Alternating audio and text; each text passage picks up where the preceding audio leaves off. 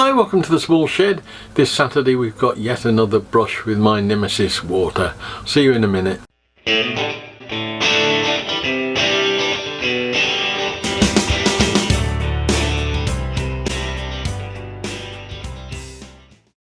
Now, not only is this a brush with water, it's a brush with sewage water, which is even worse.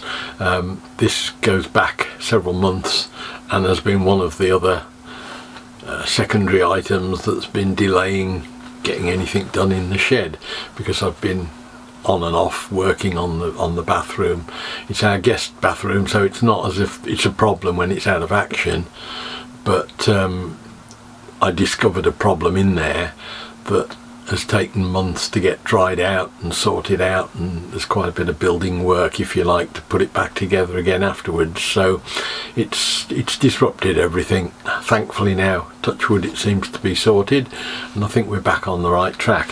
It started about 6 months ago, I think, when I was in there, noticed in the corner of the toilet itself we were growing like a fungusy mushroom thing, and that was the start of the problem really. So I quickly cleaned it up at the time because we'd got people coming, and thought I'll come back to it later on and have a look when we've got them out the way. Now, when I did this bathroom, I made the fatal mistake of putting all the plumbing in, then building a boxing round it. And what that's meant is that to get anything mended or repaired or attached inside there, you need arms that are that length, and it's pretty much impossible to get at. The advantage I've got with the other bathroom is that I put a removable panel in. Now, when I cleared the fungus up the other day, I bleached it all, and you can see immediately we'd got somebody coming that weekend, so I didn't want to start taking the place apart in case I got into trouble. But you can see within a week we've got little tiny mushrooms growing everywhere again, and you can start to see now all the grouts cracked along those joint lines. So clearly there's something there, and I'm assuming it's water from the pan connector, but we can have a look now and see. So that's the arrangement for the panelling. It's very much the same as the toilet in the other bathroom. The difference this time is that all I've got to do is cut the mastic joint all the way around there to remove that top piece, and then if I cut down the sides there, that again is just a builder's mastic in there, and I should be able to get in. I think there are 2 screws that screw this panel on, and then the whole panel should lift off. There'll be a certain amount of remedial work obviously, but it's nothing like as bad. Once you've removed all of that, you can get at everything and see what's going on. So I think that's the first thing. Let's see what sort of horrors await us down in the dark depths. The whole thing had been, as I mentioned earlier, designed so that it could be taken apart without too much trouble. There's a marble granity slab on top that's just held down by sealant, and then a couple of screws undo the framing to the whole of that back panel.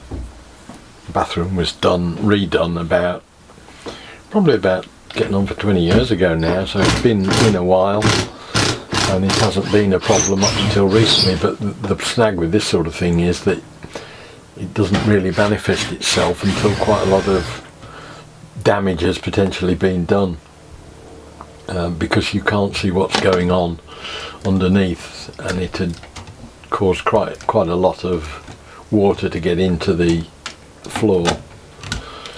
But getting this panel out, whilst it's a bit awkward, it's not a major problem. Just pulling out the mastic around the edges and undoing the screws.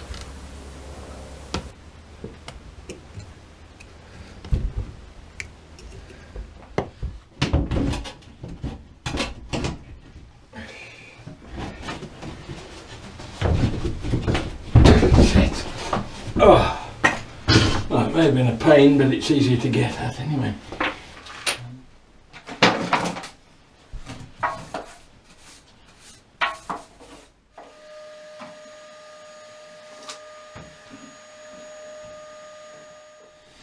Okay, that's got the place relatively tidy. Put all the insulation, I've tucked it away underneath the bath panel. That's got to dry out and that can stay where it is. This is more for guest use than anything, so it's not going to be used for a few weeks. What I need to do next really is to dry this out and see what's happening, because my initial thought was it might be that marking on the wall, but the more I look at it, I think that's historic from what was here before, and there's too much wet right underneath the pan at the back for it to be anything but that. I think I'm fairly certain it's the connector, but I need to see just how much damage, if any, has been done to the flooring. It's green chipboard I put down, the moisture resistant. It's not waterproof, but it should stand up reasonably well to a bit of water. So I need to get it dry first, and then we can really see exactly what's happening. All I'm going to do with that, just pop the fan heater in out of the shed. I'm not going to put it on heat, it just needs air movement. That'll be enough to get it dried out over a few days. Rather than putting heat into the bathroom, it won't need that.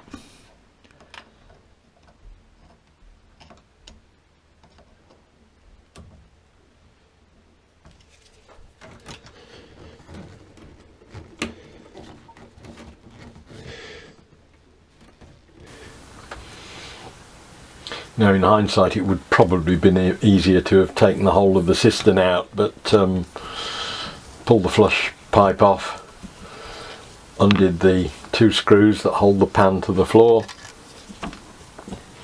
and that enabled me to pull the whole pan forward.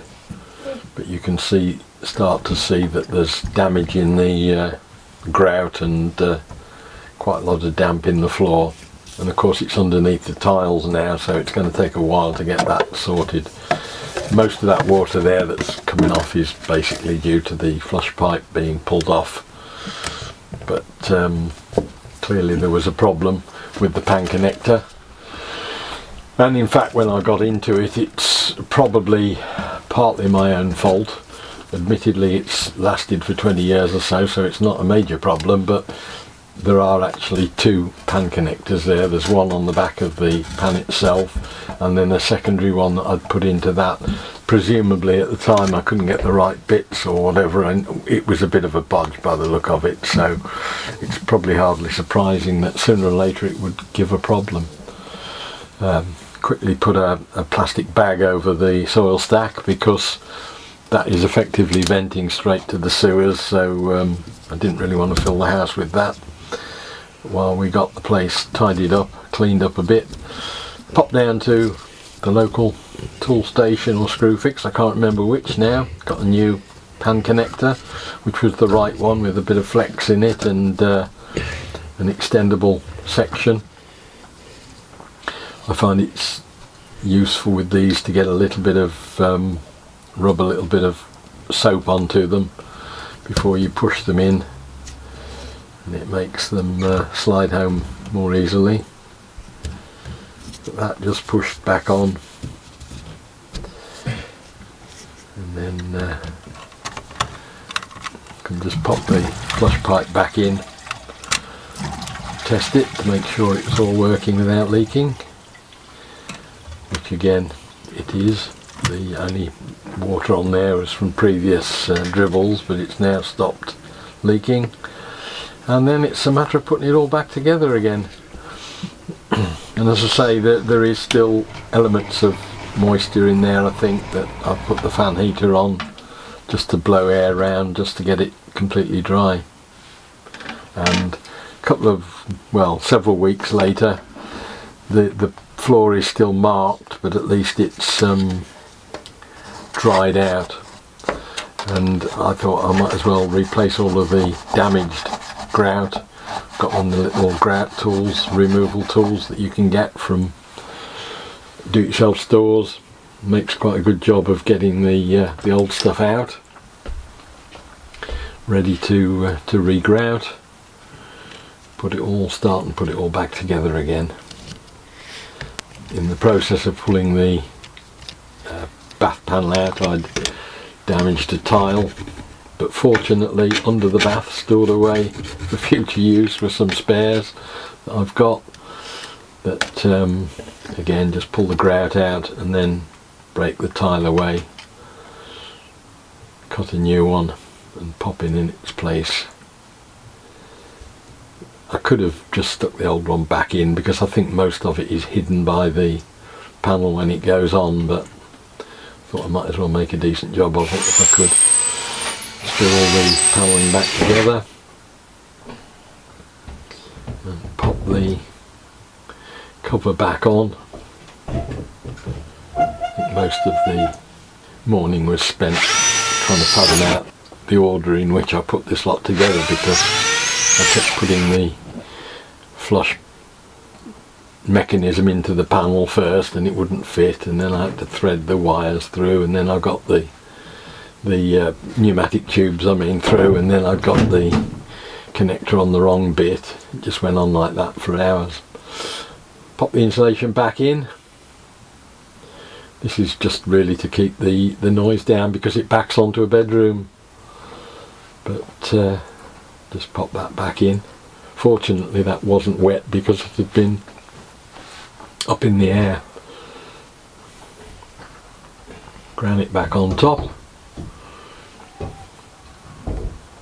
and another little remasticking job at the end of it.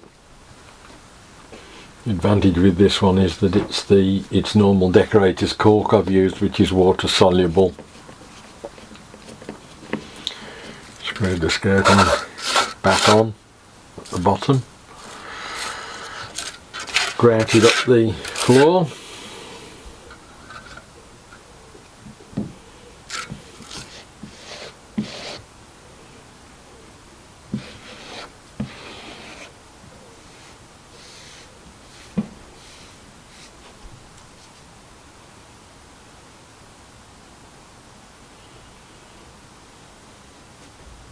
and put the seal back on the top of the granite.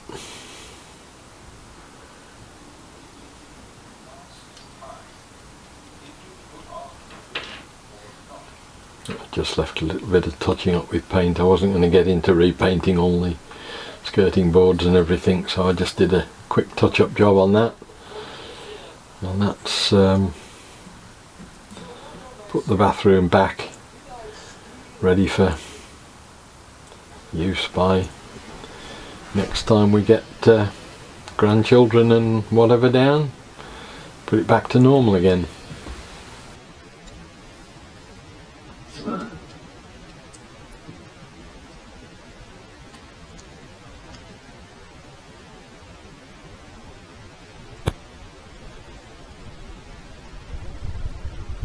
Well, that's another cause for disruption to working the shed gone, I hope. Until the next one, let's hope it's not quite such a horrible job as that one, but we've got it done and out of the way anyway. Hope the video was of interest. Look forward to seeing you next time. We'll be doing something different. I'll see you then. Bye!